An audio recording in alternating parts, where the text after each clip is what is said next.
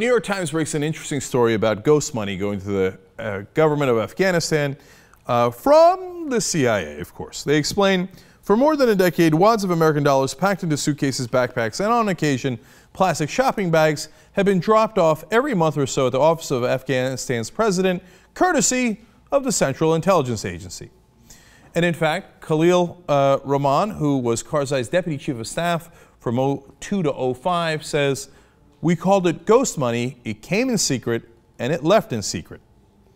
Well, now it is no longer secret. We know all about it. And apparently we've spent tens of millions of dollars with very little accountability. What's interesting is at the same time, apparently the Iranians were trying to bribe the Karzai government as well. They would pull up in a Jeep filled with cash, and then we would pull up in a Jeep filled with cash.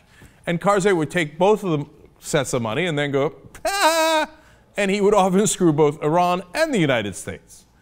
Well, that's a good racket if you can get it, right? But the CIA, which I remind you is the Central Intelligence Agency, would go, oh, golly gee, we couldn't control Karzai?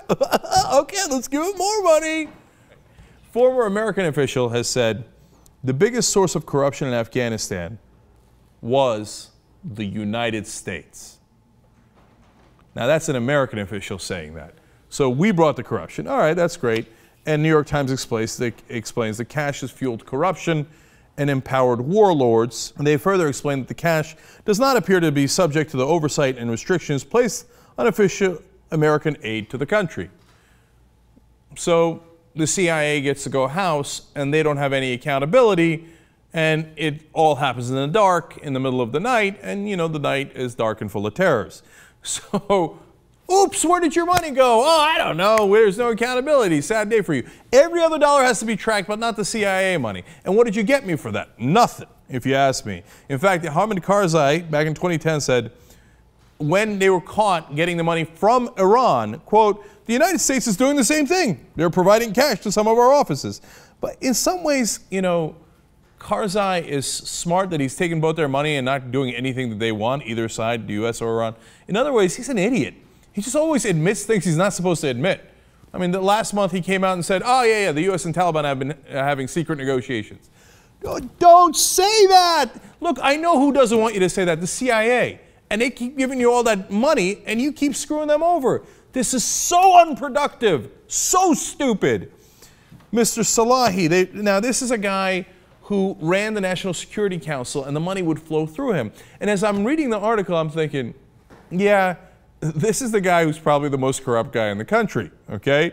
So we find out later in the article, Mr. Salahi, though, is better known for being arrested in 2010 in connection with a sprawling American-led investigation that tied together Afghan cash smuggling, Taliban finances, and the opium trade. Oopsie doopsie.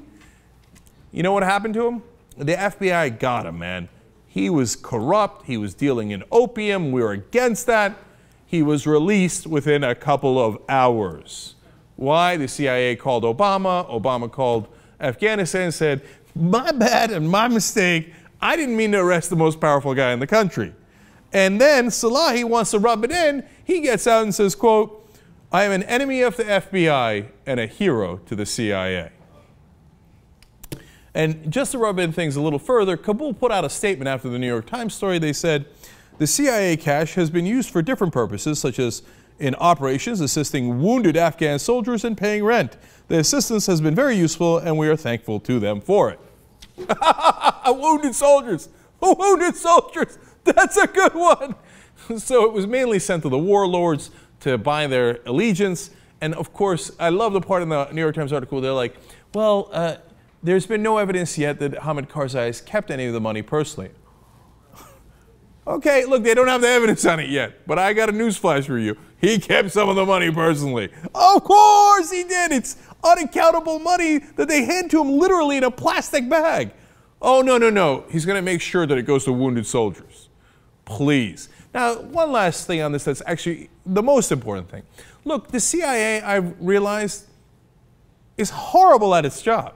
And this is just the latest example of it. I mean, to me, I couldn't believe that we went about 10 years before we got Osama bin Laden after 9/11. I thought, how does the CIA not have anybody inside the upper echelon of Al-Qaeda? I thought maybe they were, of course they're not going to tell us if they did, right? But here's what would tell us: a bullet in bin Laden's head about 8 years ago. Or Ayman al-Zawahiri, the number 2 guy, who's now the number 1 guy at Al-Qaeda. We still haven't caught him. 9/11 was in 2001. CIA, where the hell are you? And by the way, you're also the guys who, look, I know at least you gave a memo to Bush saying they're coming, right? But you didn't prevent 9/11. We spend all this unaccountable money at the CIA, and we get very little results in return. And by the way, another epiphany is that they don't really work for us. Look at all the damage they've done throughout the world in decade after decade.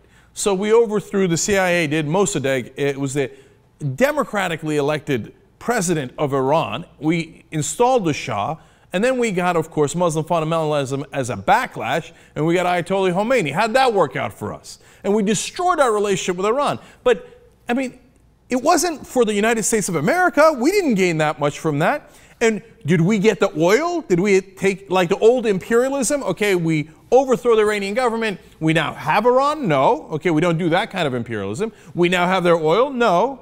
What do we have? We got the oil contracts for the oil companies.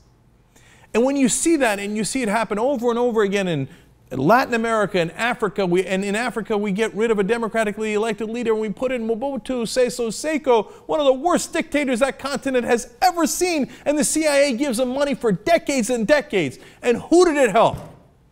It helped the multinational corporations who wanted deals in those countries, and they didn't want leaders who nationalized the oil or who wanted to keep the resources of their countries for themselves.